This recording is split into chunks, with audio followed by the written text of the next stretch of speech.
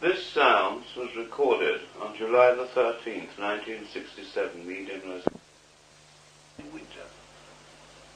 I expect you wonder why I'm talking like this, but it's been on my mind for some time, and I've never mentioned it, but I feel you must look after yourself. Yes, well, I went to the doctor, and he said I was very fit indeed. Well, you are, but at the same time, I think that you're inclined to fake yourself out, tire yourself out. I hope you're not going anywhere at all. I hope you're going to stay put. Yes, for the present. Well, darling, are the conditions right for tapping that older wavelength? You know, a previous incarnation you hadn't yet told me about. Well, I think I mentioned certain aspects before, but there was a period of time in which we were both together in ancient Roman times when we were at Pompeii. Did I ever mention this? Pompeii. You didn't mention that name. Yeah, well, we were there. Yes. A long time ago now, of course, and the memory's rather dim, but fortunately we were not there during the earthquake, neither were we there during the eruption of Vesuvius, but we had lived there some few years previously. You're not referring to the time under Nero, are you? You did tell me a wee bit about that. Did I mention that? When you were in the armies of Rome. Yes, that's a different period. Oh, I see. We've been twice, have we, in Well, Rome? actually 3 times incarnations in Roman time. Really? How extraordinary. Yes, but of course we've had several Egyptian incarnations too. We had an Egyptian in medieval times in Italy. Italy has always been a very close link with us. Yes, that was a wonderful one you told me about during the Renaissance when you were a priest. That's right. I love to read that one. You do? Yes. I often wonder what these things must seem like to anyone reading it. Must strike them as being very far-fetched. I don't think so at all. Well, not to you or I, of course, but to ordinary people who have little or no knowledge of this subject. I often wonder what they must think. And yet, there's no denying the fact that reincarnation not only is a truth and a real thing in itself, it's fundamental, but I don't think that, I don't really see how one can deny it.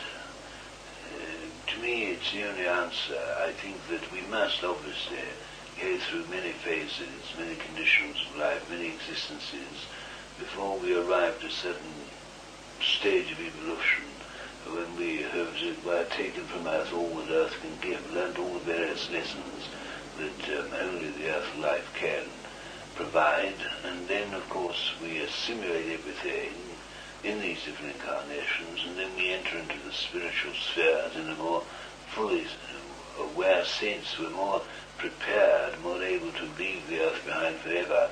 I think it's very necessary, because a lot of people don't see this, of course. Oh, but a great many do. Theosophy is always a tremendously interesting subject. Not that I had any interest in it when on Earth to an extent, but it answers so many problems, answers so many questions. I mean, you take musicians like Mozart composing at such an early age great works. And you have these infant prodigies, and the only answer to that is, as I see it, is that they are old souls. And of course they are also helped from this side by eminent musicians themselves. They are suggestive. They're very good subjects of suggestion. After all, communication is a mental process, and the influences are brought to bear on certain individuals who have certain gifts. And there's no doubt that Mozart was an old soul, though a young body, a child indeed. He was obviously brought back into the world as an instrument, and was used as an instrument, and developed his natural abilities, but was aided very much from souls on this side. So much is done of which people have little or no knowledge, where they are guided, helped, and advised, where they're given the opportunity to do great things.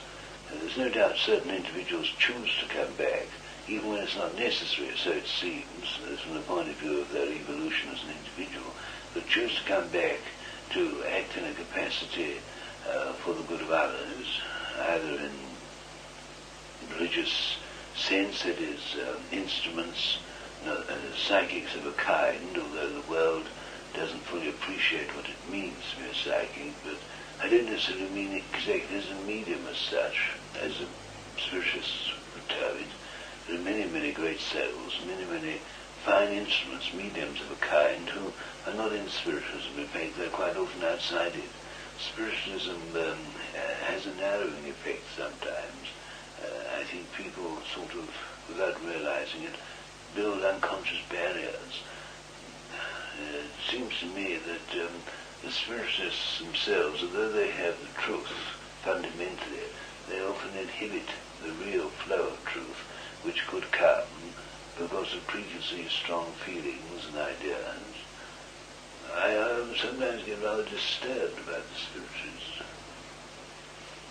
Well, they're doing a wonderful work today in bringing truth Yes, to the masses, aren't they? All that I appreciate, of course, but it does seem to me that a lot of mediums seem to have very strong fixed views of their own, which preclude and exclude sometimes certain things that we want to get over. It's very difficult to break down the barriers that they've created. Mediums are very odd creatures, I've discovered that. Resent that, don't you, Leslie? Well, yes, in a way he's right there. Mediums, if they should have no form, no strong fixed views in a sense. I mean, they should be malleable, pliable. They should allow themselves to be used in the fullest sense. But often you get mediums who, because of their fixed ideas and views, when they're giving seances or sittings, as you call them, if something is coming through which doesn't fit with them, they build up a sort of barrier, and instead of allowing themselves to be used purely and solely and wholly as instruments, they sometimes get sort of all keyed up, and they sort of build a sort of wall, you know. There are a great many dedicated mediums Well, you there. get mediums who have very strong fixed views in regard to how this truth should be presented, and then you get those who approach it purely on a Christian basis, and they have such strong, narrow views that they preclude the full truth coming over, you know. Oh, I see. Yes, I know the section you're referring to. I do agree about that. You see, if anything comes from this side that fits in with what they have already preconceived, then it's all very nice and they accept it. But if it isn't, then of course they discard it. They don't want to know anything about it. Yes. I find this very distressing. I mean, we all accept the teachings of Christ. We all accept Christ as a great teacher, a great soul who came into the world to set an example and show a path. This we all are agreed on. But when they try to narrow it down with dogma and creed, they're the big barriers. Because yes. I know this all sounds very foreign to my old self, but then of course, thank goodness I have made some progress, and I have seen things very differently. Yes. And I realize there's nothing more restricting than creed and dogma. Yeah. Can you remember anything more of the incarnation of Pompeii? I knew you shouldn't try and get me off what I was talking. Well, Pompeii, what period would that be of history? Well, it was just the turn of what we call AD. You know? Yes. Before Nero. Yes. Mm-hmm. I see, yes. And, we were together, you said. Oh, yes, I was, I suppose, I don't know how to explain this.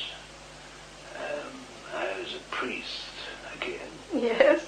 But a priest of Isis and Osiris, an Egyptian who had, like so many other nationals, had settled in Pompeii. Actually, Pompeii, in a sense, is more representative of the known world than Rome at that time. Really? It's an extraordinary thing, but it's perfectly true. And there were probably more religious orders and denominations and groups in Pompeii than ever there was in Rome. And there was a sect who were Egyptian and who brought Egyptian teachings, beliefs, and who had their own temples and their worships. had adherents, but it was a strange mixture, of course. It was, it was a mixture of the ancient Egyptian faith and religion, sort of brought into modern, for that time, modern parlance and modern idea, and it was a sort of concoction entwined with Roman beliefs, and I was one of two priests who were associated with this particular temple or group, and there were many Romans who were very intrigued and were very interested, and of course there was this very strong psychic flow, and there was what you would call an aspect of the belief and religion of communication, and seances of such were held. Were they? How interesting. Actually, it was really a sort of throwback, in a way, to the teachings brought into being by Conacher An, the sun worship. Oh, yes, so he's a favourite of mine, dear. Yes. Well, we were in our Egyptian incarnation, going back some centuries before. Yes. We had been followers of Conacher An. Yes. And I was one of the few priests then. I seem to have always been associated with religion. Yes. I was one of the priests then who went over to Conacher An when he set up his new religious order. Really? And there were many priests of my time and day in Conacher An's time who more or less had to, on the surface, bow to Conacher An and had to accept his sort of new regime, a new way of thought, but who resented it very, very strongly. Oh, you weren't a follower? No, oh, but I was a follower of Conacher An. Oh, I see, you there were. Others, kept to Ammon Ray, I suppose. Others who, on the surface, sort of kept to Conacher An's thoughts, but resented it. You know, I it see, was very mixed, yes. and politically too, it was all confused. As a matter of fact, colour about it, I appearing. can see the thread of my life. I can see that I was always seeking, always searching for knowledge, always desiring to find truth or aspects of truth, and obviously in each incarnation I did have the good fortune to find different aspects and roads or avenues of truth, and of course they are all bound up together. But the tragedy, of course, with all religions, and this applies to every religion, not just one, not necessarily just the Christian religion, but to all the ancient religions and modern religions, the creeds and the dogmas, the laws, all come into it, which are restrictive laws.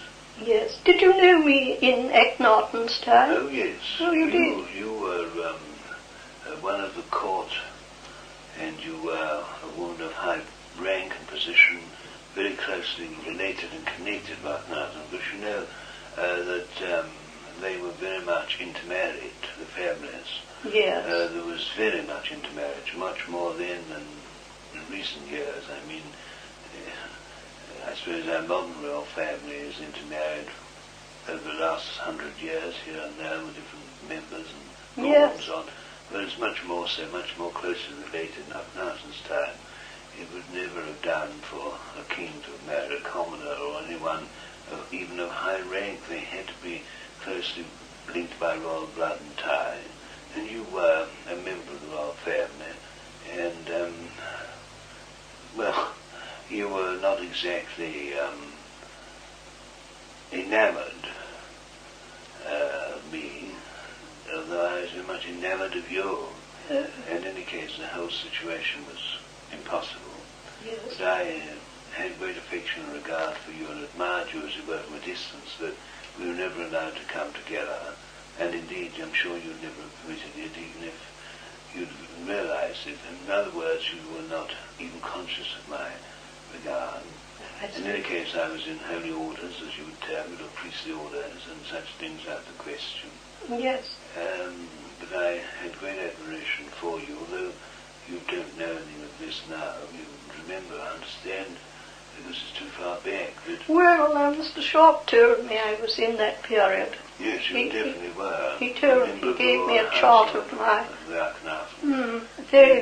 I had tremendous, well, I have now, interest in that period. Actually, it would be very interesting if one could recapture much more of this particular period, but you see, it's all bound up. The whole of our lives have been entwined. There's no doubt about it, we were destined to come together again and again, and there's no doubt that we are twin souls. Oh, really? But not in the commonly accepted expression or term, you know. I mean, people talk about that so loosely and don't really understand what they're talking about. We are of the same group, you see, the same group soul. And there are thousands upon thousands upon thousands of group souls where individuals come together and become part of groups. And there's no doubt that we were very much linked over all these various periods. Yes. Darling, where is this, the knowledge and all these experiences, where is it kept? Is it in the... Well, I wouldn't like to suggest that we have vast archives as such. No. And yet at the same time, these things are stored, but not in buildings or vast buildings or anything like that. It's just, quite frankly, it's a matter of consciousness or being able to tune in to a certain period. You see, everything that has transpired or happened, particularly on Earth, for instance, is all recorded in the atmosphere, the same as you can turn on your wireless set or your television set and pick up from the atmosphere. It's all vibration, of course. Yes, of course. So can we do exactly the same thing? But of course, there are different layers, as the only way I can describe this. And there are millions of layers of consciousness of different periods of history and time. And it is feasible, it is possible to tune in to a certain wavelength or vibration of a certain period and find oneself and one's associations. But these are no longer living realities. They are sort of stored memory houses, but they're in the atmosphere around and about the Earth. And the more evolved one becomes, going into a higher rate of vibration, further removed from Earth, the more difficult it is to tune into them, of course. Yes. And of course there's no need for it, you see, that's the whole point. You leave behind certain layers or stratas of being or consciousness in the process of evolution. And of course, as you evolve to a higher place or a higher awareness, so you become so much more advanced that the past, though it was important, is no longer important as such, but it's still there if anyone should want to tune into it. It's always there. It's there. Mm-hmm. Nothing, you see, what I'm trying to say here is that nothing is lost. We never lose our memories. No, nothing is ever really lost. Everything is stored. Everything is there for one to pick up again if you need it. But of course you seldom ever need it. And indeed, if it weren't for you asking certain questions, I wouldn't even think about it. Yeah. I wouldn't even concentrate on it. Because I'm perfectly content, as indeed are most people here, with their present situation and condition of life, and the realization of further advancement and interest to come, that one never looks really back, one always looks forward. Yes, of course. Naturally. I look forward so much to you joining me. But well, I would like a few more years to finish the work you've given me to do. I don't think for one moment that you're likely to become yet. But I do feel, and I repeat again, that you have to be careful. Yes. I'm not suggesting that you're going to crack up. There's anything seriously wrong. Oh, I'm sure I'm not. But at the same time, I think that you do sometimes seem to me, anyway, extremely worn out and tired. And when you came back from this recent trip, you seemed absolutely washed out. Yes, I felt that was... I think you must be careful not to overdo it, you know. Yes. When are you coming up again? Oh, in 2 weeks. Oh, good. Isn't that lovely? Again, so I must go. Yes. But all my love and a big hug and kiss. And thank you, dear. It's been tremendously interesting, hasn't it, Leslie? It's very interesting. I'll try and talk more and tell you more. Bye-bye. Bye-bye, darling. Bye. Many thanks. It's very good. Yes, goodbye, Mickey.